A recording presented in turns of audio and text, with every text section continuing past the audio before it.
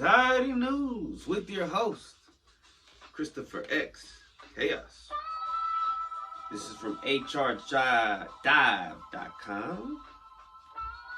And let's see, it says remote hybrid work linked to more anxiety and depression. And then in the subline it says, however, overall symptoms of anxiety and depression among workers declined from July 21 to August 22.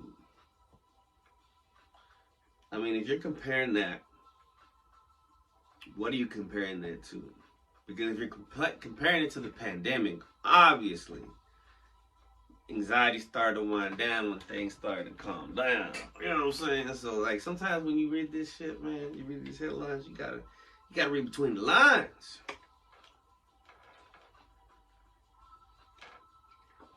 All right. I thought it was interesting. This was published on February 22nd, 2023. That was 2/2/2/2/3. And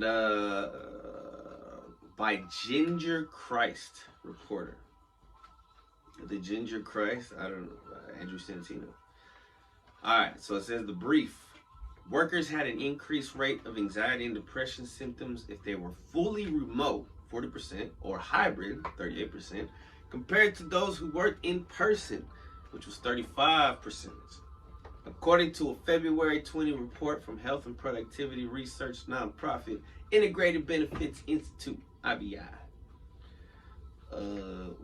Scroll too fast. While the number of individuals taking a mental health prescription increased from 20 to 22%, and the unmet need for counseling rose from 12 to 14%, I don't know how they determined that number, overall symptoms of anxiety or depression fell from 40 to 35%. Whoa, Blue Jay right in front of my window. Beautiful Blue Jay. Hey, what's up, Blue Jay? What's up, man? What up, bro? Looking in my window, flying like a pro. Yo, putting on a show. Looks so clean, blue and glow. All right. I mean, it's rare that I see a bird. I gotta bust out the monocular. Let me try.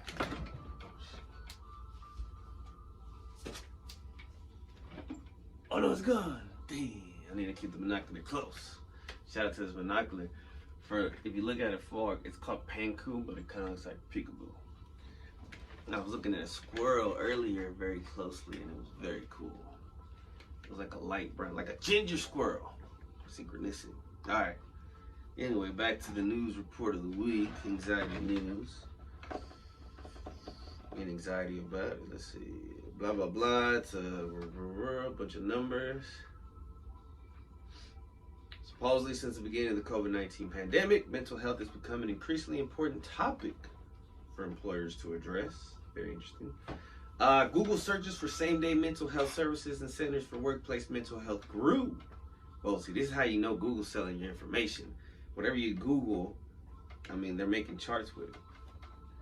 Google searches for same-day mental health services and centers for workplace mental health grew 1,300% from February, obviously, from February 2020 to February 2022.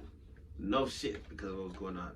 According to a report by marketing platform SEMrush and researchers for how to ask for a mental health day, skyrocketed 1,000% during the same period. Bitch, you lie. That's what you do. No, I'm just kidding. I'm just kidding.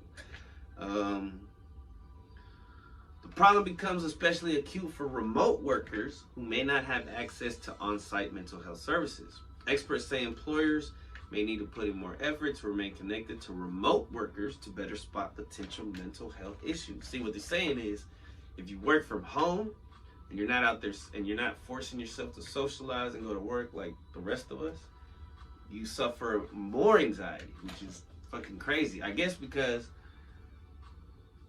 going out there and just surviving the day and accomplishing that goal calms the anxiety for the rest of that day.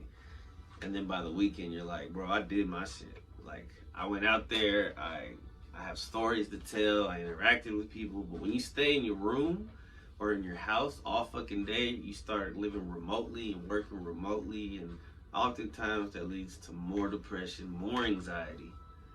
You think you're calming your anxiety, but it can lead to more anxiety, which is fucking crazy. When you think about it, because we have to communicate with people for, I don't know why, but we have to, for our health, for our mental health, because we're all one, maybe, and we have to re-energize from the hive mind.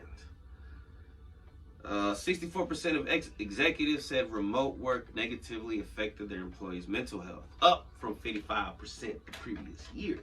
According to an October 2022 survey by RSM US and the US Chamber of Commerce, 73% said workers felt isolated. No shit, because they're in the fucking home, working from home. Alright, get out there more, is what the bottom line is, if you want the scientific version of it. But the real layman terms is socializing helps emotionalizing. No. Shout out to Clean Cause Energy Drink, back at it again, baby.